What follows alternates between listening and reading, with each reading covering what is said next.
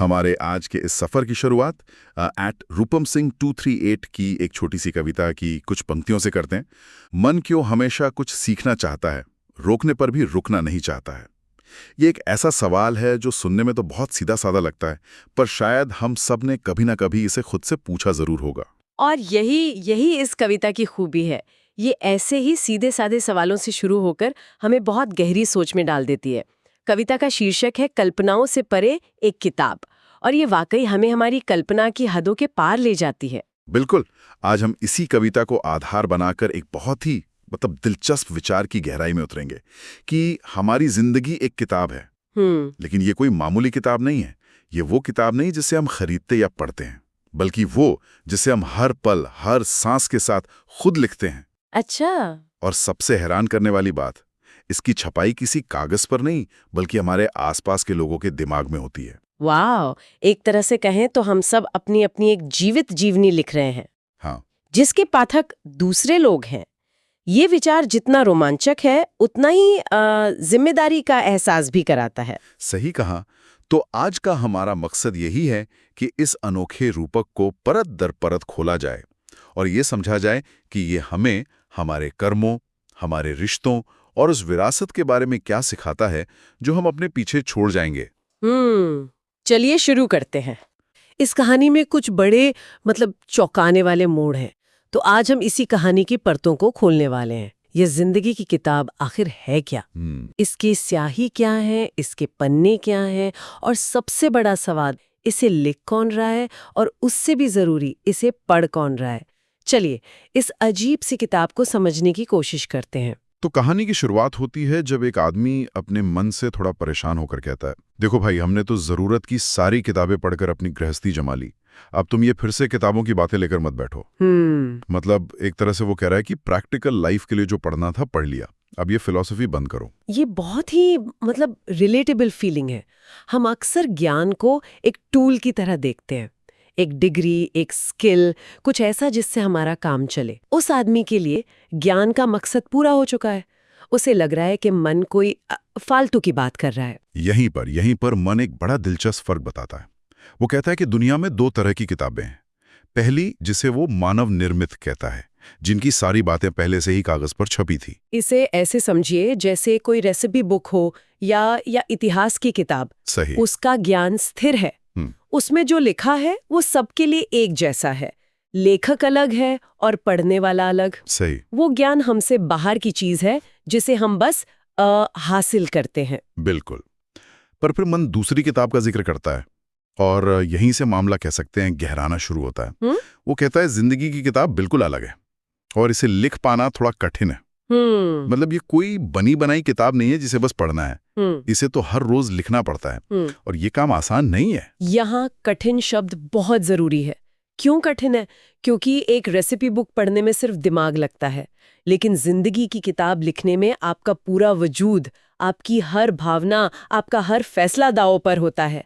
ये पढ़ने का नहीं, जीने का काम है, और जीना कभी आसान नहीं होता। तो अगला सवाल यही उठता है कि अगर ये कागज पर नहीं लिखी जाती तो फिर ये कैसे लिखी जाती है? कहानी में मन इसके लिए दो बड़ी अजीब सी शर्तें बताता है। हाँ। पहली शर्त है, तुम्हें हर दिन नई शुरुआत करनी पड़ती है। अब ये सुनने में तो किसी मोटिवेशनल पोस्टर जैसा लगता है, लेकिन जरा सोचिए ये कितना मुश्किल है। बहुत मुश्किल। इसका मतलब है कि कल की गलतियों या कामयाबियों का बोझ लेकर आज का पन्ना नहीं लिखा जा सकता। हर सुबह एक खाली पन्ना है। लेकिन क्या ये सच में मुमकिन है?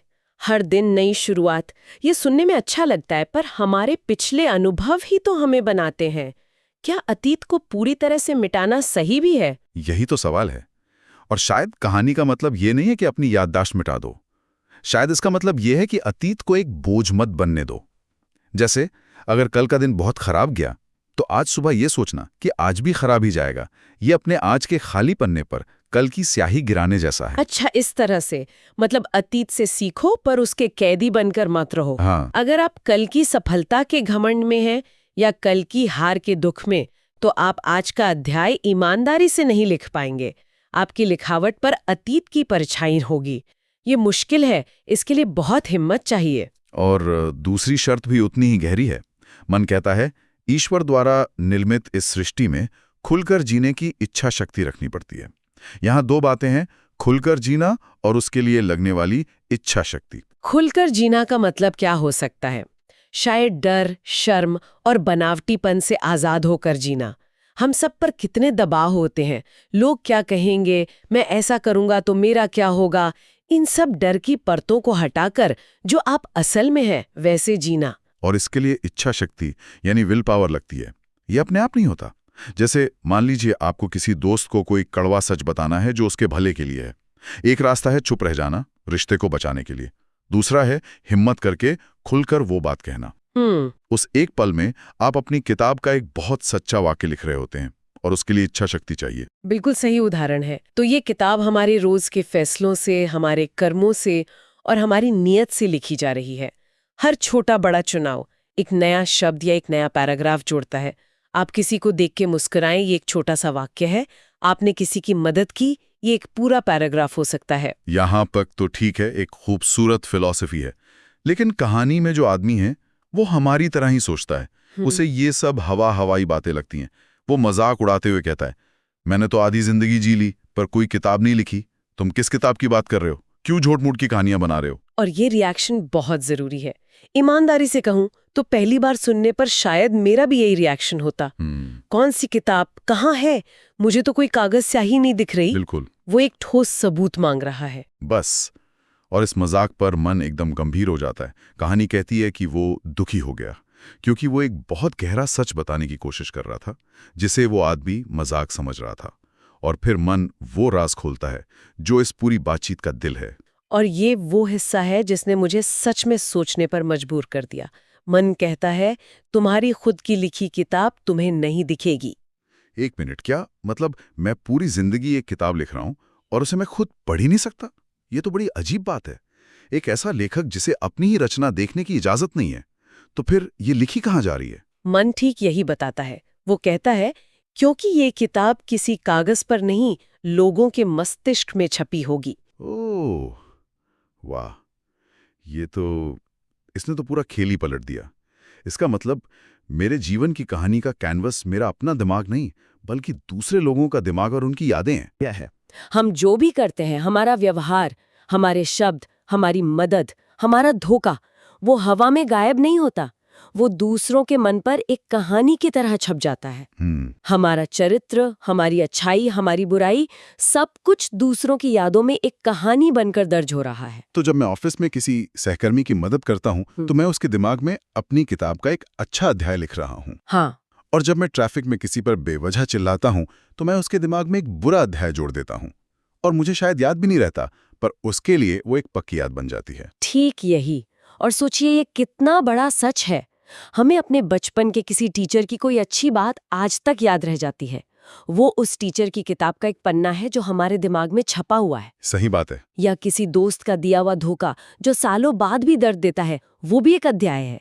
हम सब एक दूसरे के दिमाग में लगातार लिख रहे हैं। तो इस किताब के पाठक कौन हैं? मन कहता है यही किताब तुम्हारे जाने के बाद लोगों द्वारा खोली जाएगी। ये तो और भी गहरा है। मतलब इस किताब का पूरा रिव्यू हमारे जाने के बाद ही होगा। हाँ, क्योंकि जब तक हम जिंदा हैं, कहानी चल रही है। The book is still being written. अच्छा। हमारे जाने के बाद ही कहानी पूरी होती है और तब लोग पन्ने पलटते हैं। वो याद करते हैं कि हम कैसे इंसान थे। हमारी बातें होती हैं, हमारी कहानियां सुनाई जाती हैं। वही हमारी किताब का पढ़ा जाना है। और इस किताब का भविष्य भी बड़ा साफ साफ बताया गया है। मन कहता है अच्छी हुई तो पढ़ी जाएगी, वरना बुरे सपने की तरह भुला दी जाएगी। ये लाइन तो किसी भी लेखक को डरा दे। बिल्कुल। हमारी विरासत, हमारी लेगेसी इसी एक लाइन में है। क्या हमारी कहानी इतनी यादगार होगी कि लोग उसे याद रखें, उससे कुछ सीखें, या वो इतनी मामूली या इतनी कड़वी होगी कि लोग उसे भूल जाना ही बेहतर समझेंगे? यादों के साथ याद किया जाएगा। और भुला दिए जाने का मतलब है कि आपका होना या ना होना किसी के लिए कोई मायने नहीं रखता था। ये तो जिंदगी जीने के पूरे नजरिए को ही बदल देता है। अब हर काम करने से पहले सोचना पड़ेगा कि ये मेरी किताब में कैसा अध्याय जोड़ेगा जो किसी और के दिमाग में छपने वाला है। ये हमें सेल्फ सेंटर्ड होने से रोकता है। यही इस रूपक की खूबसूरती है। ये हमें याद दिलाता है कि हमारा जीवन सिर्फ हमारा नहीं है, ये उन सभी लोगों की यादों का भी हिस्सा है। हमारी कहानी सिर्फ हमारी नहीं है, ये एक कलेक्टिव स्टोरी है। कहानी के अंत में जब उस आदमी को ये सारी बातें समझ आ जाती हैं, जो पहले मजाक उड़ा रहा था, अब वो इस विचार की गहराई को पकड़ लेता है। और ये ट्रांसफॉर्मेशन बहुत जरूरी है। ज्ञान जब समझ में बदलता है तो इंसान बदल जाता है। उसे जब अपनी जिंदगी की किताब का असली मतलब समझ आया तो उसकी प्राथमिकताएं बदल गई और उसके मन में एक आखिरी बहुत गहरी इच्छा पैदा होती है। वो सोचता है, काश मेरी किताब ऐसी होती जो किसी के भी मस्तिष्क से मिटाए नहीं मिटती। इस इच्छा को ठीक से समझना जरूरी है। ये मशहूर होने की इच्छा नहीं है, नहीं, ये अमर होने की इच्छा नहीं है, ये एक सार्थक, मीनिंगफुल असर छोड़ने की इच्छा है। एक ऐसी कहानी बनने की इच्छा जिसे लोग भूलना ना चाहें, जो उनके जीवन का हिस्सा बन जाए, उन्हें हिम्मत दे या शायद बस मुस्कुराने की एक वजह दे। जैसे हम कुछ महान लोगों की कहानियों को नहीं भूलते जो सदियों बाद भी हमें प्रेरणा देती हैं। शायद वो आदमी अपने छोटे से जीवन में वैसा ही कुछ सच्चा रचने की इच्छा कर रहा है। बिल्कुल, ये इच्छा दरअसल एक बेहतर इंसान बनने का संकल्प है। जब आपको पता चलता है कि आपके हर काम से एक किताब लिखी जा रही है, तो आप कोशिश करेंगे कि वो किताब खूबसूरत हो। आप नहीं चाहेंगे कि आपकी कहानी किसी के लिए एक बुरा सपना बने। तो एक साधारण से सवाल से शुरू हुई बातचीत हमें जिंदगी के सबसे गहरे मकसद तक ले आई। हम सब जाने अनजाने अपने कर्मों और व्यवहार से किताब लिख रहे हैं और ये किताब दूसरों के दिलों और दिमाग में छप रही है। और सबसे खूबसूरत बात यह है कि इस किताब को लिखने के लिए किसी डिग्री या पैसे की जरूरत नहीं है। हर इंसान, चाहे वो कोई भी हो, कहीं भी हो, अपना हर दिन जीकर ये किताब लिख रहा है। हर कोई एक लेखक है। तो आज की ये चर्चा हमें इस सवाल के साथ छोड़ जाती है कि हम अपनी इस अनलिखी किताब के कैसे लेखक हैं। क्या हम हर दिन एक नई साफ सुथरी शुरुआत कर पा रहे हैं? क्या हम जिंदगी को डर के साथ जी रहे हैं या खुलकर जीने की हिम्मत दिखा पा रहे हैं? और एक आखिरी ख्याल, कहानी में कहा गया है कि किताब अच्छी या बुरी हो सकती है, लेकिन असल में एक अच्छा अध्याय होता क्या है? क्या वो कोई एक महान काम है, जैसे कोई बड़ा पद हासिल करना, या फिर वो रोजमर्रा की छोटी छोटी चीजें हैं? किसी परेशान दोस्त की बात सुन लेना, किसी अजनबी की मदद कर देना, किसी को ईमानदारी से एक तारीफ दे देना। शायद एक अच्छा अध्याय वो नहीं है जो दुनिया को बदल दे, बल्कि वो है जिसे पढ़कर किसी एक इंसान के जीवन में थोड़ी सी रोशनी आ जाए।